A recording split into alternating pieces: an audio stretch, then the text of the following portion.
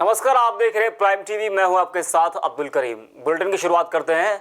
Corona संकट के बीच UP के सभी जिलों में रविवार को बीएड की प्रवेश परीक्षा संपन्न हो गई है। सभी जिलों में बनाए गए केंद्रों पर यह परीक्षा 2 पालियों में हुई। परीक्षा में सैकड़ों की तादाद में परीक्षार्थी शामिल हुए। वहीं कोविड-19 की सुरक्षा की दृष्टि परीक्षा केंद्रों पर विद्यार्थियों की थर्मल स्कैनिंग और सैनिटाइजेशन किया गया। साथ ही सोशल डिस्टेंसिंग को भी ध्यान में रखा गया। इस दौरान सीसीटीवी कैमरों की मदद से शांतिपूर्ण और नकल विहीन परीक्षा संपन्न कराई गई। हालांकि कई जिलों में कोविड के नियमों का उल्लंघन भी किया गया। बस्ती में परीक्षार्थियों की जान जोखिम में डालकर कंटेनमेंट जोन में एग्जाम कराए गए, लेकिन इस तरह की लापरवाही पर उच्च अधिकारियों की ओर से कोई कार्रवाई नहीं की गई। बीजेपी विधायक कृष्णानंद राय हत्याकांड में एसटीएफ ने लखनऊ के सरोजनी नगर में आरोपी राकेश पांडे को एनकाउंटर में ढेर कर दिया। आरोपी पर 1 लाख रुपए का इनाम घोषित किया गया था। बता दें कि आरोपी का लंबा आपराधिक इतिहास रहा है। वो मुख्तार अंसारी और मुन्ना बजरंगी के करीबी था और बजरंगी की हत्या के बाद राकेश पांडे मुख्तार अंसारी गैंग का बड़ा शूटर बन गया था। यहाँ पर एसटीएफ की बनारस टीम और हेडक्वार्टर टीम, जो कि राजेश सिंह साहब हैं हमारे एडिशनल एसपी साहब, इनके नेतृत्व में एक मुठभेड़ हुई है। और सूचना मिल रही थी बनारस एसटीएफ बनारस यूनिट को कि इस बदमाश की, और यहाँ की टीम और बनारस की टीम दोनों इसे चेज कर रही थी। यहाँ पर आकर ये पेड़ से गाड़ी इनकी टकराई है, जहाँ आप देख रहे हैं। और इसमें 5 बदमाश थे और इनके द्वारा बदमाश जो गाड़ी टकराई गई तो इनके द्वारा फायरिंग की गई। क्रॉस फायरिंग में एक बदमाश को गोली लगी, उसे हॉस्पिटल ले जाया गया। इस बदमाश का नाम हनुमान पांडे उस राकेश पांडे है और ये शातिर बदमाश है और मुख्तार अंसारी का शातिर शूटर है। और इस पर 25-25 हज़ार के 2 स्थानों से इस पर इनाम बताए गए हैं। बाकी इसका तस्दीक किया जा रहा है। बिहार के कटिहार शहीद चौक पर रसोइया संघ ने अपनी 14 सूत्री मांगों को लेकर प्रदर्शन किया। इस प्रदर्शन का नेतृत्व जिला अध्यक्ष मोहम्मद मूसा द्वारा किया गया। प्रदर्शन के दौरान शहीद चौक पर भीषण जाम लग गया, जिसके बाद वाहन चालकों और प्रदर्शनकारियों के बीच विवाद शुरू हो गया। गौरतलब है कि पास में तैनात पुलिस इस पूरे मामले को देखती रही, लेकिन उनकी ओर से कोई एक्शन नहीं लिया गया। फिलहाल वाहन चालकों के आक्रोशित होकर हंगामा करने के बाद प्रदर्शनकारी ने अपना प्रदर्शन बंद कर दिया। 14 सूत्री मांग है।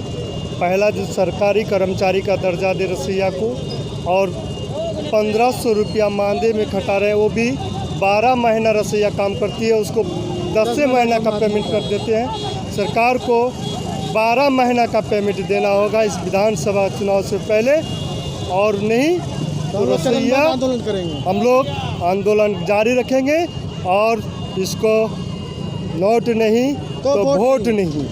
प्रतापगढ़ के विकासखंड क्षेत्र में विभागीय अधिकारियों द्वारा पॉलिथीन और कचरा मुक्त अभियान चलाया जा रहा है। यह अभियान 57 ग्राम सभाओं में चलाया जा रहा है। इस अभियान के अंतर्गत सभी ग्राम सभाओं में अधिकारी लोगों से कचरे को उचित स्थान पर डालने और गांव की स्वच्छता बनाए रखने की अपील कर रहे हैं। आजमगढ़ में अपर मुख्य सचिव गृह अवनीश कुमार अवस्थी लेन पूर्वांचल एक्सप्रेसवे के निर्माण स्थल की समीक्षा करने पहुंचे, जहां अवनीश कुमार ने डीएम और संबंधित कार्यदायी अधिकारियों के साथ बैठक की और जो भी कमियां हो उसको जल्द पूरा करने के निर्देश दिए।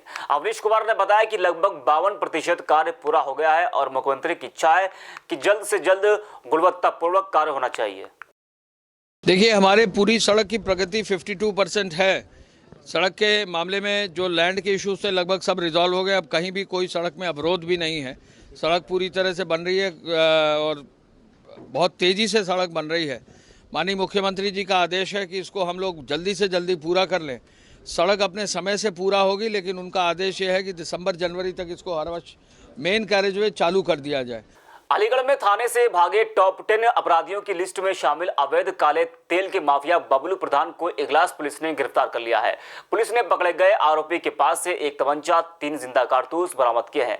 वहीं इस मामले में एसपी अतुल शर्मा ने बताया कि बबलू प्रधान पर करीब 12 मुकदमे दर्ज हैं, जिनमें इसी एक्ट समेत जानलेवा हमले की धाराओं में मुकदमे शामिल हैं। ये हो रहा है बबलू भाग गया बबलू से डब्लू से वांछित।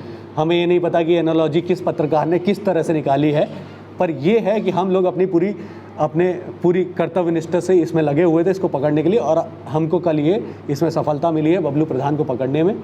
बबलू प्रधान को हमने पकड़ा। ये हमारी पुलिस पार्टी पर जब इसमें इंस्पेक्टर हमारे इगलास और चौकी गोरई चौकी इंचार्ज और बेसवा चौकी इंचार्ज, जब ये इस पर दबिश दिए तो इन पे पार्टी पे फायर भी किया ये, तो हमने इसको फिर भी सूझबूझ के साथ और बिना फायर किए, बिना उसके पकड़ा है और इसमें जो है इसके पास से एक तमंचा भी बरामद किया है। अमरोहा में पुलिस ने अंतर्राष्ट्रीय तस्कर गिरोह का पर्दाफाश कर दिया है। दिल्ली की क्राइम ब्रांच और अमरोहा की पुलिस के ज्वाइंट ऑपरेशन में 50 करोड़ की चंदन की लकड़ियां बरामद हुई।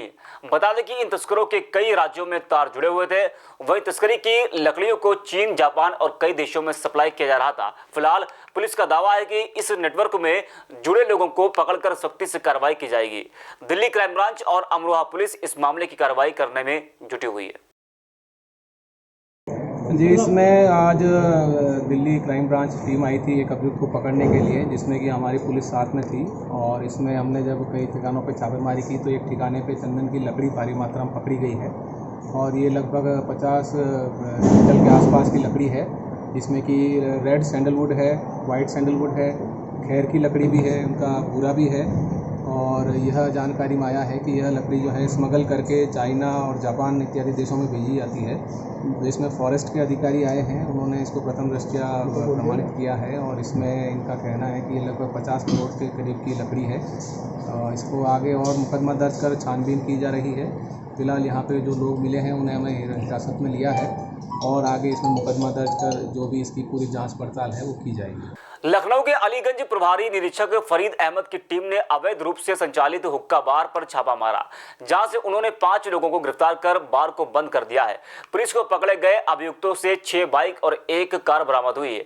बता दें कि ये लोग पुलिस की आंखों में धूल झोंकने के लिए बाहर से ताला बंद करके अंदर से हुक्का बार चला रहे थे। बस्ती के कलवारी थाना क्षेत्र में स्थित सरयू नदी किनारे माझा में जमीनी विवाद को लेकर 2 पक्षों में मारपीट हो गई। मारपीट में एक पक्ष के व्यक्ति की मौत हो गई जबकि 6 लोग घायल हो गए। वहीं इस घटना की सूचना जब पुलिस को मिली तब एसपी पुलिस बल के साथ मौके पर पहुंचे और उन्होंने घायलों को अस्पताल में भर्ती कराया और 7 लोगों के खिलाफ मुकदमा दर्ज कर उन्हें अपनी हिरासत में ले लिया है। आज सुबह करीब 8 बजे के आसपास में खेत में चरी को काटने को लेके और झगड़ा हुआ, जिसमें एक तरफ से राजेश कुमार और सन ऑफ दल सिंगार, इनकी उम्र करीब 40 वर्ष थी और बाकी दूसरी तरफ से 4-5 लोग थे जिनमें जगदीश यादव, नीरज, हरिपुर और 2-3 लोग इनके साथी थे। इनमें आपस में झगड़ा हुआ, दोनों तरफ से चोटें आई और एक पक्ष के जो राजेश कुमार हैं इनको हॉस्पिटल के लिए भेजा गया। हॉस्पिटल में इनकी मृत्यु हो गई। इसमें थाने पे मुकदमा पंजीकृत कर लिया गया और जानकारी करने पर ये जानकारी मिली है। पूर्व में इनके ज़मीन को लेकर विवाद था और इसका रेवेन्यू और पुलिस की टीम के द्वारा इसकी जांच भी की गई थी और इसमें समस्या का निपटारा किया गया था। दोनों पक्षों को 107(16) में इसमें पाबंद भी किया गया था। अमरोहा के थाना आदमपुर क्षेत्र के दड़ियाल गांव में पारिवारिक कलह के चलते एक युवक ने अपनी पत्नी की कुल्हाड़ी से गर्दन काटकर हत्या कर दी। पत्नी की हत्या करने के बाद आरोपी पति ने खुद पुलिस को इसकी जानकारी दी, जिसकी सूचना मिलते ही पुलिस वालों के भी होश उड़ गए।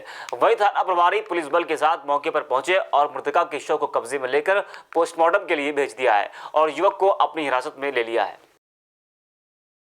आज थाना आदमपुर पर एक युवक ने आकर बताया कि उसने अपनी पत्नी की कुल्हाड़ी मारकर हत्या कर दी है। इस पर पुलिस तत्काल युवक को लेकर मौके पर गई, जहां पर कि दड़ियाल चौकी के जंगलों में वो युवती की लाश मिली और वहीं पर कुल्हाड़ी भी आला कत्ल बरामद हुआ है। इस पर पुलिस ने युवती के शव को कब्जे में लेकर पोस्टमार्टम हेतु भेज दिया है और जो युवक है उसे हिरासत में लिया है। युवती के परिजनों को सूचना दी गई है, उनकी तहरीर पर मुकदमा दर्ज कर आगे कार्रवाई की जा रही है।